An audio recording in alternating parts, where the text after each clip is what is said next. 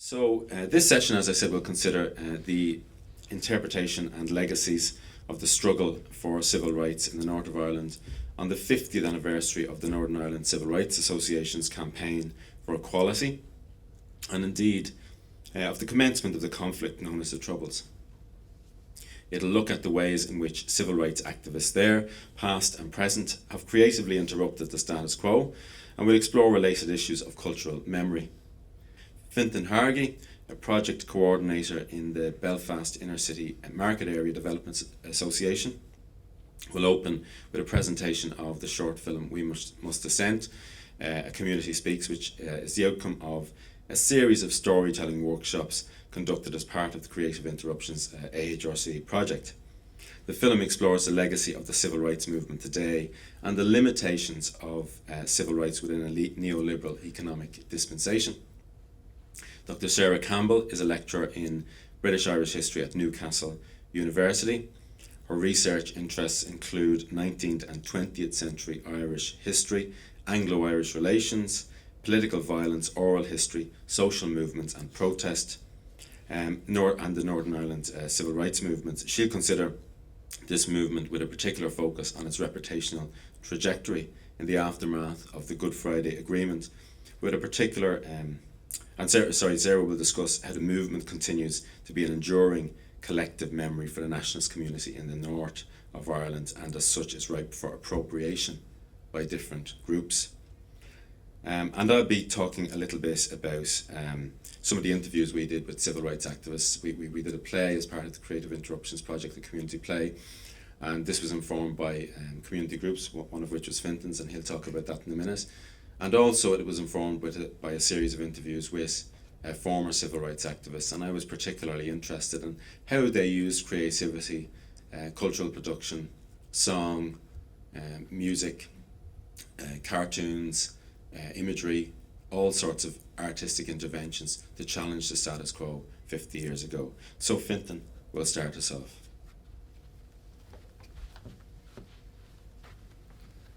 Thank you, Michael. So as Michael said, my name is Fionntán Hargey. I'm a community worker in the market area of inner south Belfast, and I was also the community co-investigator in this project.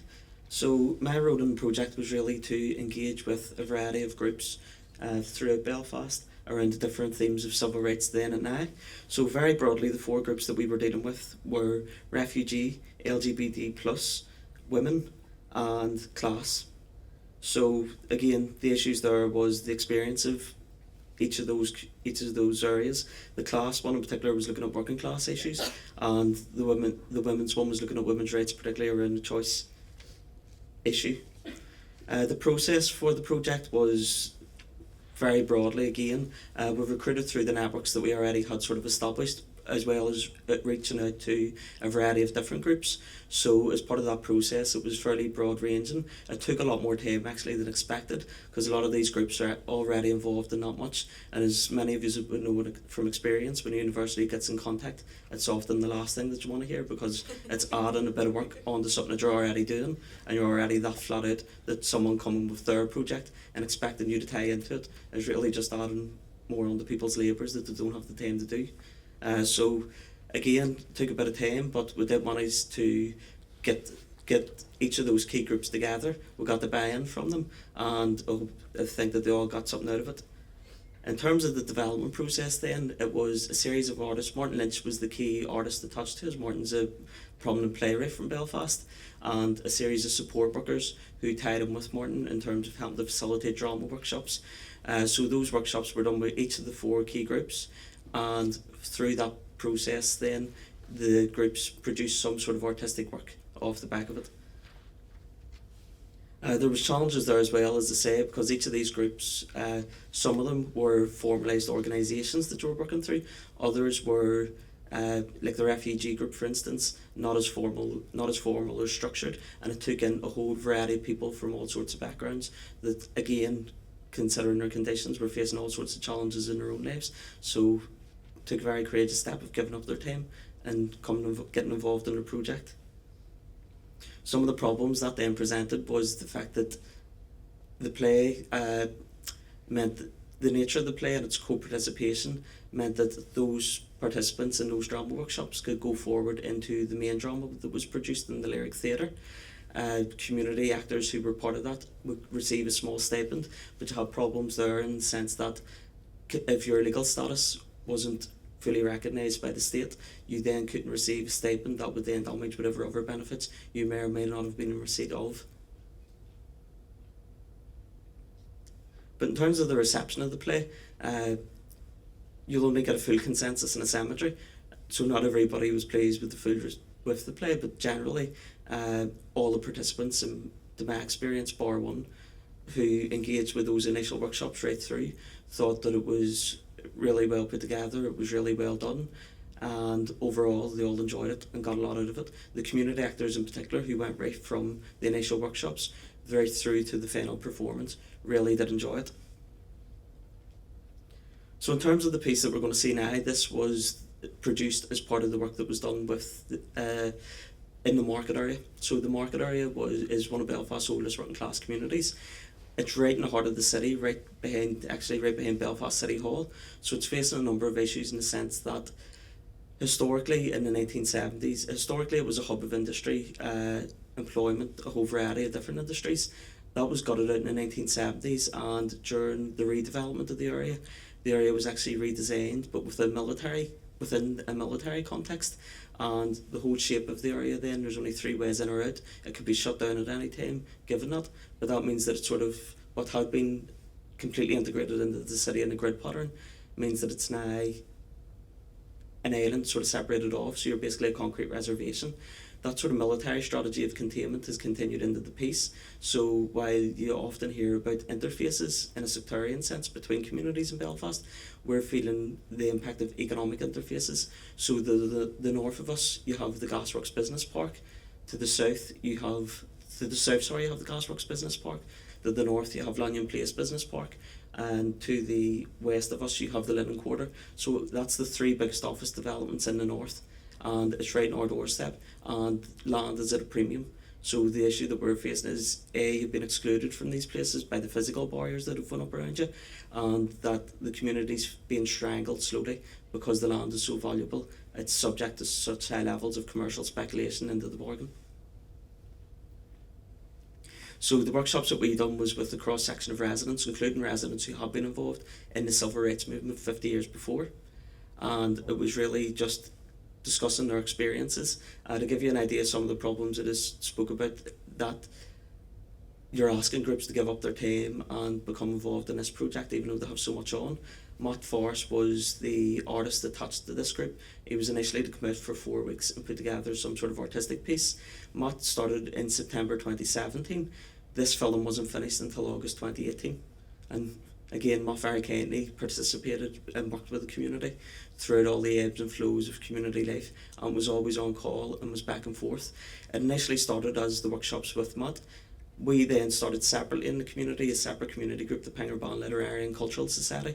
We're starting a 12-week guerrilla filmmaking course. So the 2 projects actually merged halfway along the way, and it then merged with the 3rd project that was happening within the area. So within the community, there was a community survey being conducted by the Market Development Association, my employer, and that survey was really covering all aspects of community life. The survey was then, the results of the survey that were then brought together into a series of presentations and workshops that were done with the community. The community then set a series of human rights indicators against the 6 most egregious themes that were identified in the survey, and that was the survey results as well as the social and historical context within which those results originated were put together and launched in January this year in this report, We Must Dissent, a framework for community renewal. So this film again was then tweaked slightly, and you'll notice that it's the same sort of theme as the report. So this is We Must Dissent, a community speaks, and it was done really off the back of those artistic workshops from Matt, and it really covers all those aspects of class within a community. So I'm just going to play the film here for you.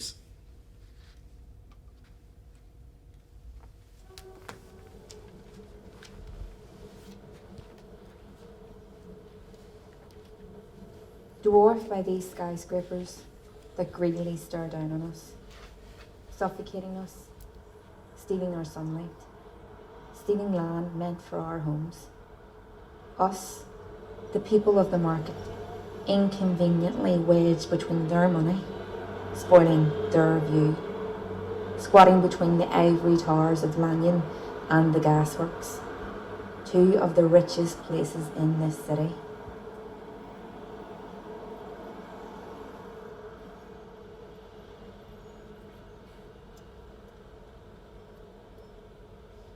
You know nothing about us. We're the place you drive through on your way to work, the place you come into to dump your cars and head to your 9 to 5s. But this place, it's our home, our memories, our heritage. You can't take away the history of this place or its future. No matter how much they'd love to, how much it would suit their agenda and their wallets.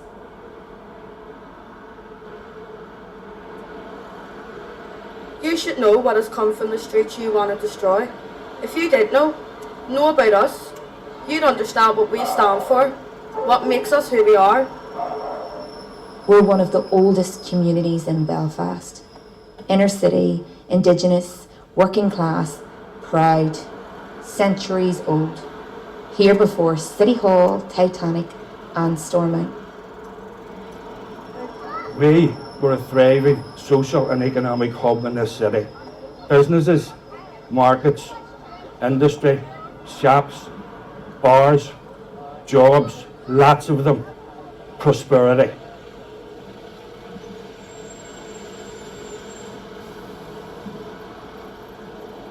Much of the wealth that Belfast was built on was created by our community. We have a long and rich political history. The first person to die in the 1916 rising was a market man, Charlie Monaghan. Centuries of occupation, decades of war, state brutality and torture, internment, house raids, assassinations, hunger strikes, marches, protests, resistance.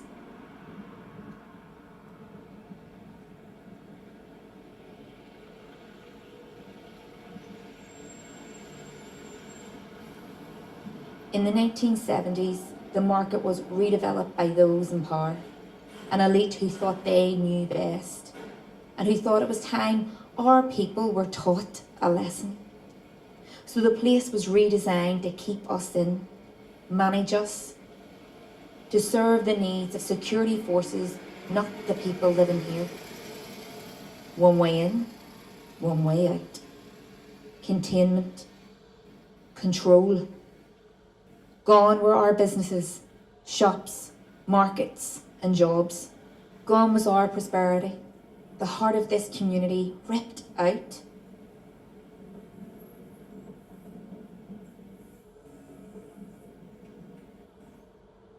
This is what they called redevelopment. This is what we call social cleansing. Class 4, rebuilding the market for future decay, for alienation, for neglect. And now, 40 years on, they replace state forces with a property speculator. So we're being swallowed up by high-rise offices that lie empty, and developers that lie fully about the prospects they can bring to our city. We're told that we're holding back development, advancement, the creation of a new Belfast. What's advanced about building empty office blocks while families are living in hostels? What's advanced about giving away public land meant for social housing to millionaire developers while families with 4 children are living in 2-bedroom flats? What's advanced with over 100 families in our community living in housing stress? Over 100 families in our community live in severe housing stress, intolerable conditions, damp, overcrowding, homeless, children growing up in hostels, sleeping on sofas, exploited by private landlords charging extortionate rents, working all hours to provide, but it never being enough to put a roof over your head. denied of the basic human right to a decent, affordable home, while the people with the power, money and land to build social housing do nothing. They ignore us, fill us full of fake excuses, deliberately discriminate against us. It's 2018 and we find ourselves fighting for the same age-old rights. The right to a decent education. The right to work. The right to be free from poverty. The right to social housing. The right to economic justice. Not just the right to an equal opportunity, but a right to an equal guarantee to the city, to own it, to shape it. You'll say to us, we understand far better than you. You can't have it all. We are in a time of austerity. There's tough decisions to make. It's either or, it's economics. And this, while RHI, Carillion and NAMA strip the public purse of millions and millions.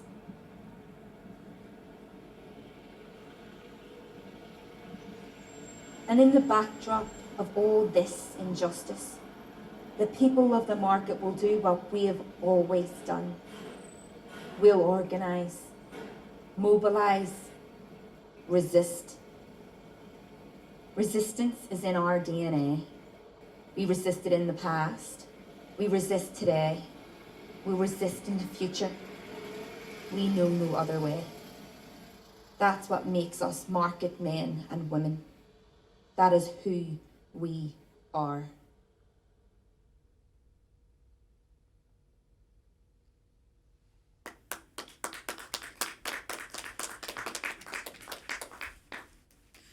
So again, as you can see from the film, as I say, that was based off storytelling workshops with a greater number of residents than actually appeared in the film, but all those in the film are all residents as well. And you could see that the narrative that they developed during those workshops was one that civil rights wasn't just something that happened 50 years ago. They got the 5 demands and then everybody went on happily ever after. It's a constant struggle for inner city working class communities like the market, and that there's a whole spectrum of equal rights and alternative rights that aren't really being met as soon as those basic civil rights are conceded. And the title of the film, We Must Dissent, was actually picked quite deliberately. It's drawn from a quote from Thurgood Marshall, who was the first black US Supreme Court Justice, and it was a speech he gave when he accepted the US Congressional Medal of Honour. It was in the film, but I'll just read it out here again. In the chill climate in which we live, we must go against the prevailing wind. We must dissent from the indifference. We must dissent from the apathy. We must dissent from the fear, the hatred and the mistrust. We must dissent from a nation that has buried its head in the sand, waiting in vain for the needs of its poor, its elderly, and its sick to disappear and just blow away. We must dissent from a government that is left to chug without jobs, education or hope. We must dissent from the poverty of vision and the absence of moral leadership. Now, again, in the States, you'd have this narrative that civil rights were conceded in the 60s, and after that, things went on happily ever after. Well, someone who would be held up as a paragon of how much African Americans had advanced since the 1960s was obviously quite dissatisfied about the standard of social conditions within the broader state, and I would say it was a failure of the broader society in the US to heed those calls has led to the current sort of impasse people were quite upset about with Donald Trump. Again, those sort of issues that we're talking about, essentially for us it boils down to issues of the right of the city in a community like the market. So I'm just going to read out a quote here from David Harvey. The right of the city is far more than the right of an individual or group to access the resources that the city embodies. It is the right to change and reinvent the city more after our heart's desires. It is, moreover, a collective rather than an individual right, since reinventing the city inevitably depends upon the exercise of collective power over the processes of urbanisation. The freedom to make and remake ourselves and our cities, I want to argue, is one of the most precious yet most neglected of our human rights. To claim the right of the city in this sense, that I mean, is here to claim some kind of shaping power over the processes of urbanisation, over the ways in which our cities are made and remade, and in a fundamental and radical way. The idea of the right of the city does not arise primarily out of various intellectual fascinations and fads. It primarily rises up from the streets, out of the neighbourhoods, as a cry for help and sustenance by the oppressed peoples in desperate times. So again, for us, that sort of points forward to civil rights 50 years ago. It's been a constant struggle and a process since then. They weren't just conceded, people had to fight for them. They're still fighting for them. And then I think the residents in the market are pointing forward to a whole new series of rights that people need to be asserting and pushing for as well.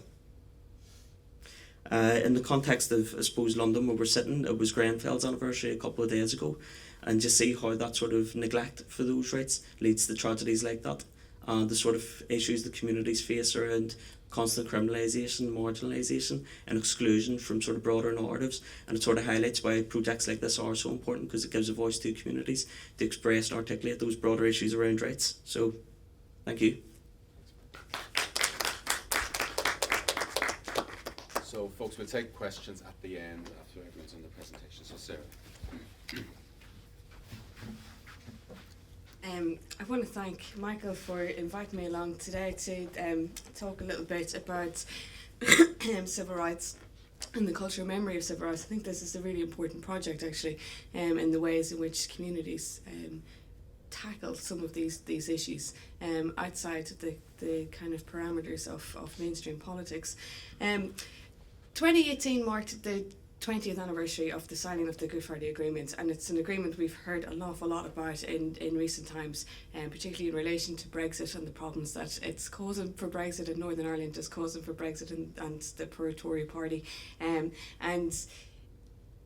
in 2018, I think there was a certain amount of fanfare, certainly in Northern Ireland and in the south of Ireland, around the Good Friday Agreement and celebrating the significance of the Good Friday Agreement and what it has achieved in 20 years. It was also the 50th anniversary of the civil rights movement and the protests of 1968, and while there were commemorations around 1968 across Northern Ireland, I think that it was slightly more contentious to commemorate than something like the Good Friday Agreement. The Good Friday Agreement is oftentimes seen as a culmination or a vindication of the civil rights movement. So, for example, in 2017, Eamon Malley, a well-known journalist in Northern Ireland, said that, quote, "The demand for a freestanding Act na Gaeilge, or Irish Language Act, is today's one man, one vote of the civil rights campaign. It is yesterday's banner today. The demand for a freestanding Irish Language Act is emblematic of a homogenous, radicalised nationalist community attitude for which nothing short of a full-blooded parody of esteem will guarantee a restoration of a devolved government." In 2000, just a couple of years after the Good Friday Agreement was signed, Alban McGuinness of the Social Democratic and Labour Party, or the SDLP, said in a Stormont debate that, quote, "Equality was and still is a potent issue for our divided society. Indeed, it was the historic inequality that gave rise to the civil rights movement. The equality issues that we are debating today, and which form a central part of the Good Friday Agreement, are really the unfinished business of the civil rights movement."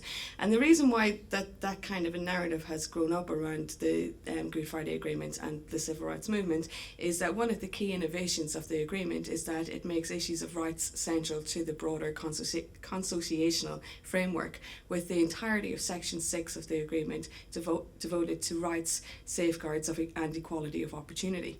For the nationalist community in particular, the civil rights movement, is central to their collective identity.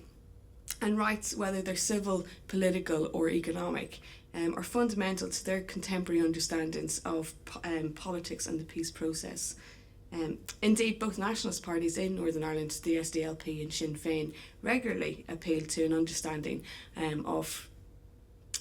that explains both the past and the present in terms of rights. Issues of rights, past and present, remain vital to the contested political culture in Northern Ireland. But the past is not static, it's not fixed. Both narratives of the events and their memory are in constant state of transformation. The movement has become iconic in nationalist political culture for the righteousness of their cause, its non-violent tactics and its recognition of 50 years of unionist misrule in the region between 1921 and 1972. The effectiveness and accessibility of the civil rights movement for the nationalist community has provided many with cognitive, emotional and rhetorical resources in their battle against continued real or imagined discrimination since the Good Friday Agreement was signed, despite some important gains that have been made. The agreement reinforced a perception that rights and issues of rights is unfinished business that must be addressed in what we might call post-conflict Northern Ireland. Discrimination was and continues to be a very contentious and emotive issue in Northern Ireland, and the role it played in creating the conditions for the civil rights movement and the subsequent 35 years of violence ensures that any allegation of it will reinforce meta-narratives of the conflict.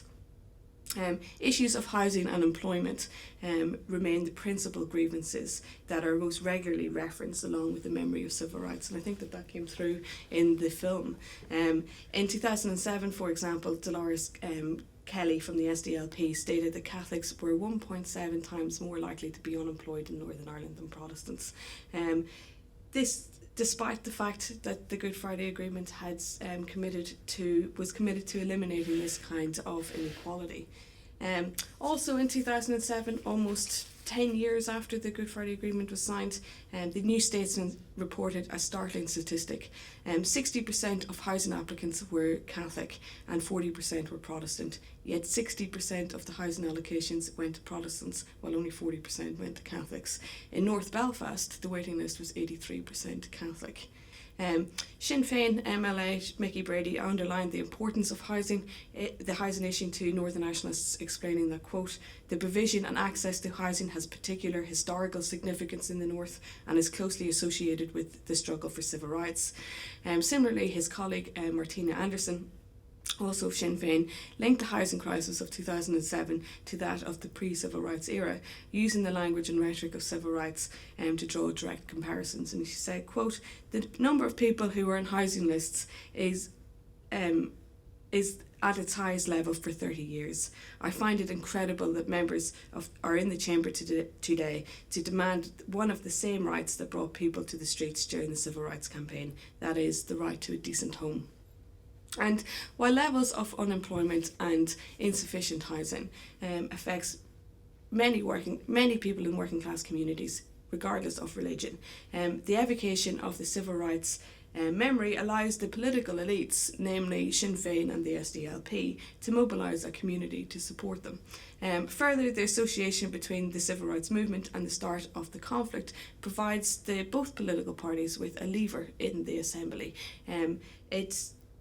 There's an implication that if the issues of disparity in housing and employment are not fully and adequately resolved, then there will be a return to the streets such as that at the 1960s, and the implications of that, the implication within that is that there could be, violence coming from that.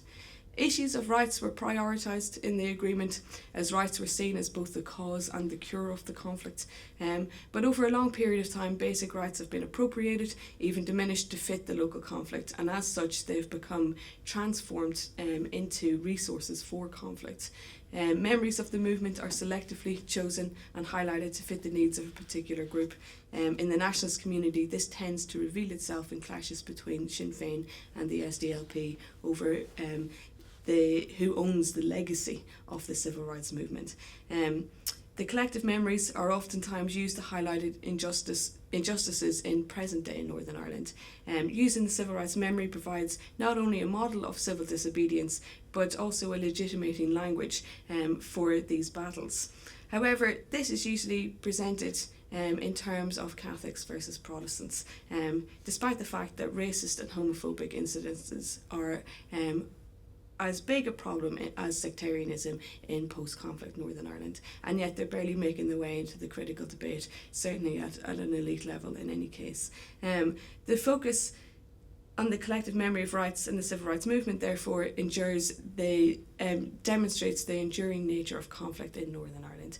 And I think that this is why this kind of a project is so important, because it allows, rather than seeing this kind of elite memory and a consensus memory about the civil rights movement, it is allowing those who participated in the civil rights movement to have some agency over their own future, and certainly of their own past as well. Thank you. Sorry.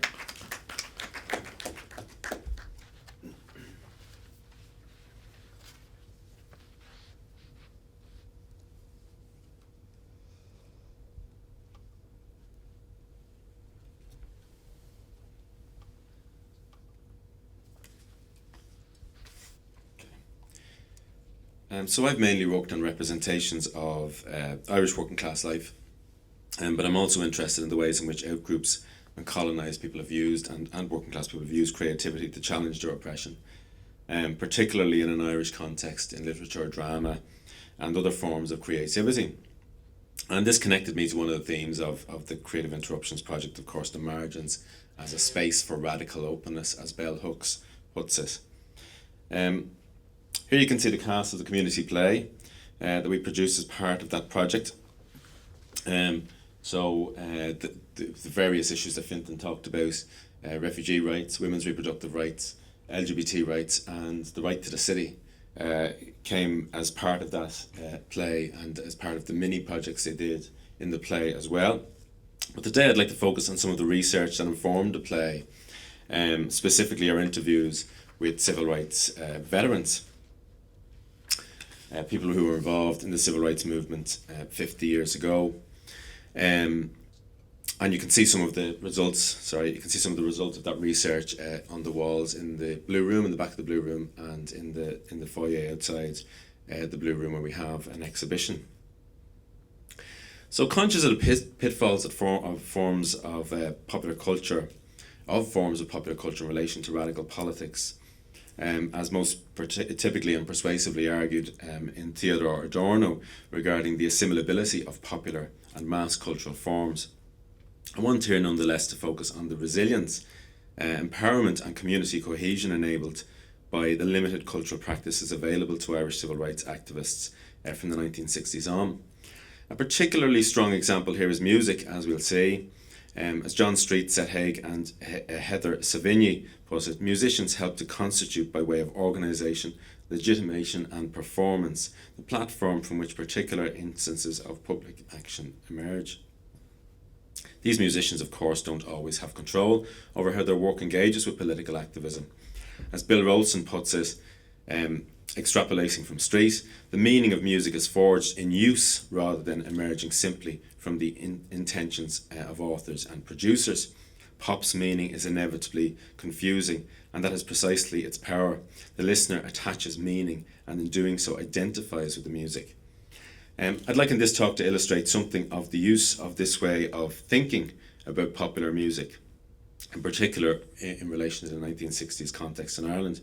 Various forms of what might seem breezily hedonistic popular music, with seemingly bland lyrics about generalised new senses of freedoms, contributed to a zeitgeist that was politically empowering for oppressed groups and provided themes and ideas that could be bent to specific political strategies. This is not to paint a glossy image of the radical potential of the age and its cultural production, however. There is much evidence to support that Adorno-esque pessimism about mass-produced and market-oriented entertainment. Rolson's work on that is very helpful, and he looks at the ways in which actually pop music quite often breezed by the conflict, or when it commenting on the Irish conflict, said very bland things and really copped out.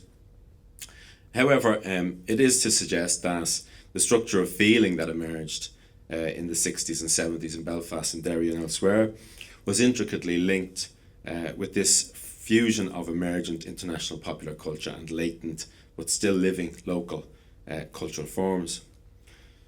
So the Northern Ireland Civil Rights Association, or NICRIM, along with People's Democracy and other smaller groups and organisations committed to reform, or in some cases the dismantling of the Northern Irish stateless, emerged from deep-seated grievances by the 1960s and an explicit reference to the civil rights movement in the United States.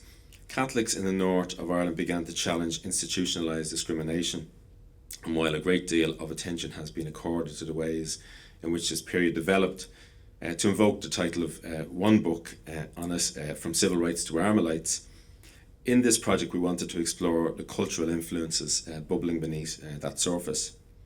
Those influences emerged dialectically with political struggle in relation to how they gave a sense of newness of the 60s. Witness, for example, one of our interviewees, a veteran civil rights activist and indeed later gay rights and Irish language rights and other forms of rights activist, Fergus O'Hare. That the 60s had changed the world had changed in the 60s, the Western world, in terms of youth culture, music, the whole way of dressing, that a whole new generation has come along, the idea of teenagers and teenage power, with Carnaby Street and all these youth fashions and so on, which fed this idea of a new world. Fergus indicates the importance again of the structure of feeling of the 60s globally, or across the so-called West. In the north of Ireland, it is much less graspable than the specifics of political machinations at the contemporaneous seats of power. But these influences were arguably much more important in revealing, quite simply, why so many young people expected the world to change. Those we interviewed for our project, people like John Gray, Martin Lynch, Anne Hargey, Eamon McCann, Joe Bowers, Bernadette McCalskey, stressed that so much of this struggle of the long 68 period was cultural and social. It inspired and was inspired by art, song, literature, and lots of laughter and satire.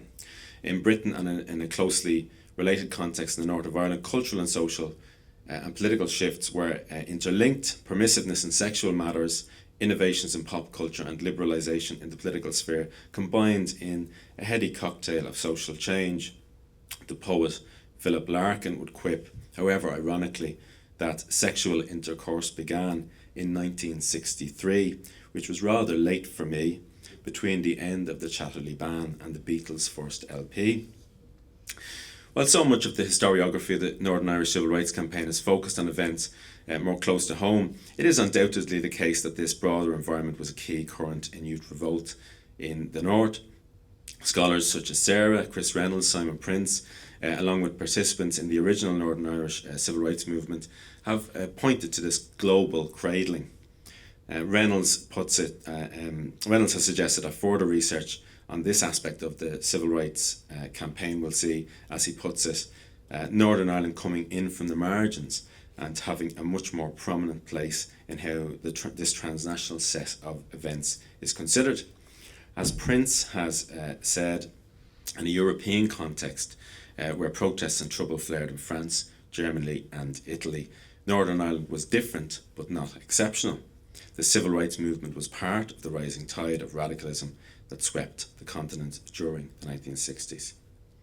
Undoubtedly, however, a great deal of the energies of 1968 in Northern Ireland, of course, emerged from recent local events and the resurgence of an indigenous decoloniality, which is inspired by these movements elsewhere. The IRA's border campaign ended in failure in 1962, with an internal review of the organisation's methods giving the upper hand to its Marxists, who subsequently steered the organisation towards social rather than military struggle.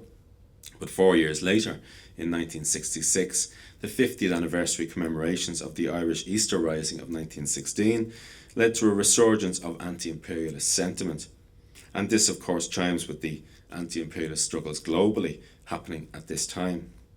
Here, former MP and civil rights leader Bernadette McCalskey talks a little about the confluence of events, beginning with her memories of the Rising commemoration. And it's very interesting to consider the interaction here between local and global culture. Well, that's just some of the, when we think about the emergence of the civil rights movement in the North, we see, the explicit reference to Springtown, Derry's Little Rock, that there's this sense of being inspired by what's going on in the States.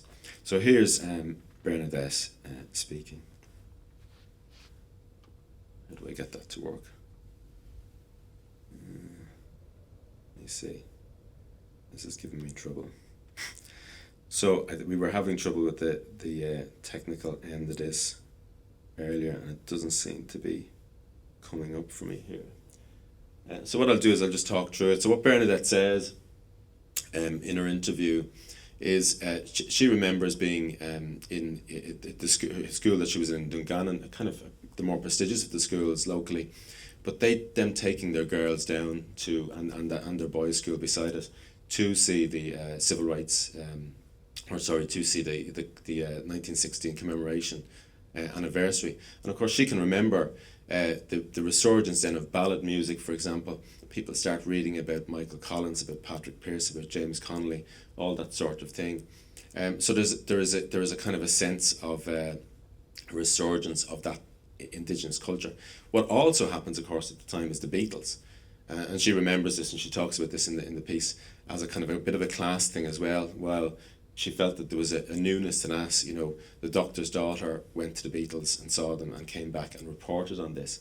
But certainly that there was these two things happening globally and locally. And of course, if we look at this period in terms of music, there's a major folk revival in the States. Now, one of the speakers we'll see, one of the interviewees we'll see later, Joe Mulhern, talks about being a bit of an odyssey, a bit weird as a teenager going into Belfast to folk clubs in the 1960s. And then just by the end of the 1960s, it becomes popular, it becomes new, and it becomes both a global trend and a local, with a local inflection. So there are these various different things influencing people. Eamon McCann is another of our speakers, and it's a real pity if we can't hear him. No, unfortunately, it doesn't seem to be coming up. Oh wait, you did. Right, okay. It's just my ineptitude, as I said at the start. So Eamon actually talks here about his influence, which is different from Bernadette. And I mean, all these civil rights activists lived in different worlds in many ways. Some of them were influenced by very different things. Some of them were very much in tune with international events. But we also interviewed Breed Rogers, for example, who was involved and was not in tune with those events at all. So it is a mottled and a complex history. But certainly Eamon gives a sense here of what I was talking about earlier, the importance of not just political songs which were there, but also actually of songs which didn't seem that political on first inspection. Here, music didn't hear everywhere else. The other big thing we had musically was AFM, which was the American Forces network, a transmitter in Frankfurt. It was huge because there were still tens of thousands, a couple hundred thousand American troops still stationed in Western Europe. They were disproportionately black from the nature of rank-and-file soldiers in Haitian society. So the music put out in the AFM reflected that to some extent, I'm sure, but that's where we would have heard sort of rhythm and blues music that they hadn't got gospel music. Mahalia Jackson, I can remember listening to Mahalia Jackson, his sister Rosetta Tharpe, a gospel singer. And then, of course, people like, I remember Screaming Jay Hawkins. I can remember the occasion when I heard Screaming Jay Hawkins singing I've Got a Spell on You. I can remember the actual moment, which was the first thing that I saw. I thought, gee, fucking electrified me. I've Got a Spell on You in Germany. Because it's all, we were living in this blind world, we didn't mention sex and song, and this really throbbing the sex and viscous, sensual aggression, sort of couldn't care less, sort of attitude and so on, and done with such power, sort of beats and all the rest of the rhythms. And by the way, both of these people who are now in their 70s are active, very active. Bernadette's very active on issues around refugee rights, asylum seeker rights, and Eamon's active in everything. I think he's just an incredibly energetic. He's been elected recently as well as a councillor, so he's extremely active around all sorts of civil rights issues today.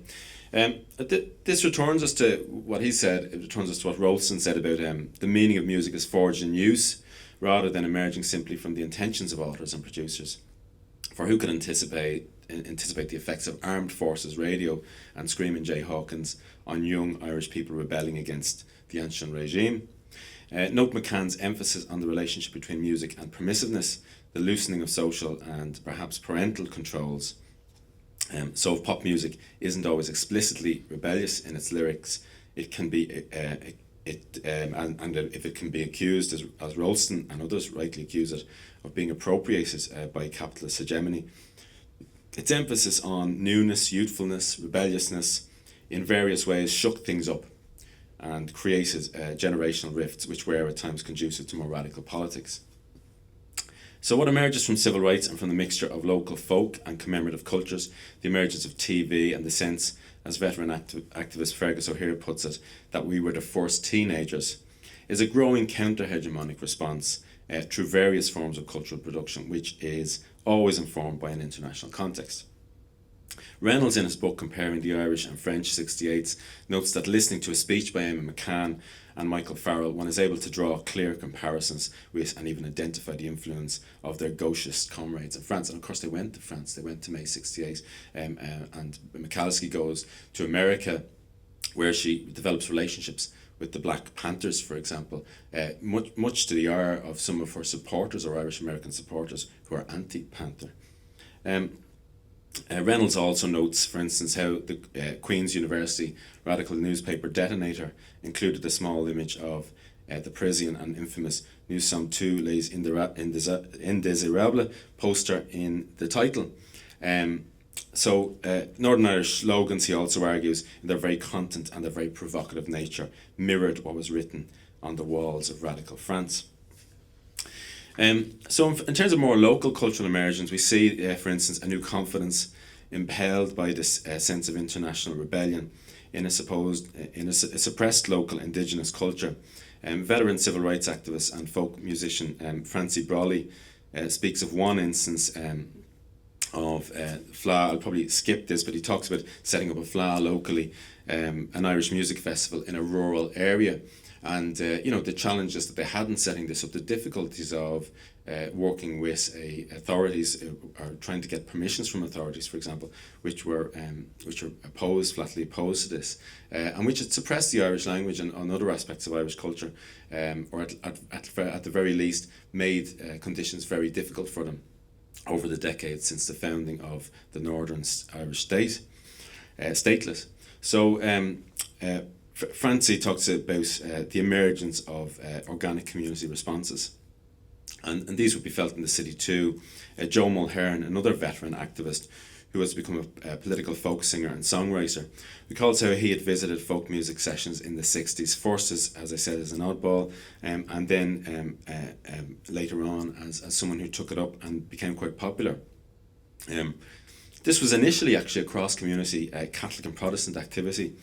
And the folk clubs in the early to mid 1960s veered clear of local content, preferring British and American songs. This nonetheless contained a radical vein. People like Woody Guthrie and Joan Baez and Ewan McCall and that, whose music would fuse with the folk revival that emerged locally.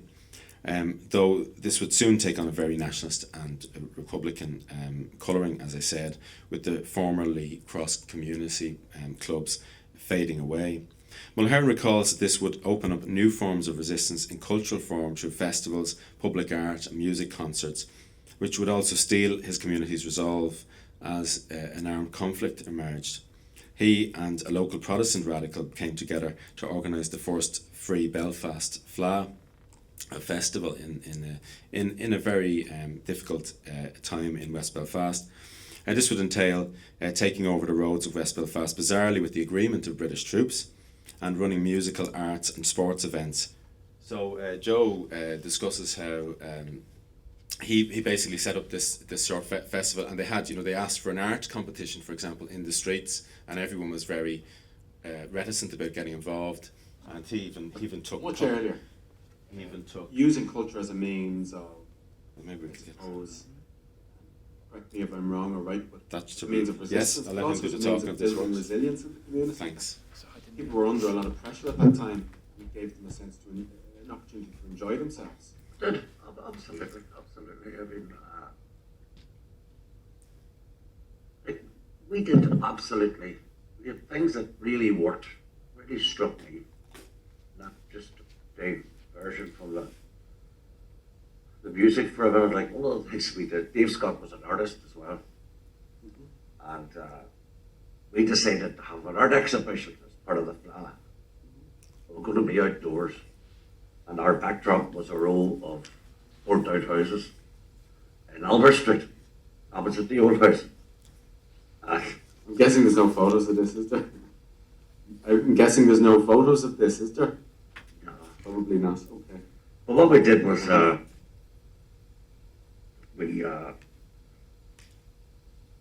we sent the word round the whole of the lower falls that we were looking for any, especially young people, anybody doing any drawings or any sketches or anything at all, any painting. And everybody was very shy. Nobody was going to rush forward and say, there you are. But one by one, we stood out in the street, we hung up a couple of. We were that short of paintings. I went home to my mother's house and took down all the holy pictures and nailed them up as well. That was the way it was. We were standing there, and then one by one, like a wee woman come up and sort of say, I didn't do this now, this is my daughter, this is my son doing that one. And by the end of the day, we'd filled a whole wall with kids actually sketching the riots and the barricades and the tanks. And it was a real uplifting, and we rigged the prizes that every child put on a draw more praise, so we give them all prizes. It was great. Yes. So he talks subsequently about the development of the folk music, of other art forms, and of theatre begins to develop in these areas with Father Des Wilson, with Martin Lynch. Des Wilson is a kind of a someone who practiced critical pedagogy and in the area, and was quite a challenging person within the Catholic Church as well. But in the coming years, various things then begin to emerge. In terms of festivals, in terms of events.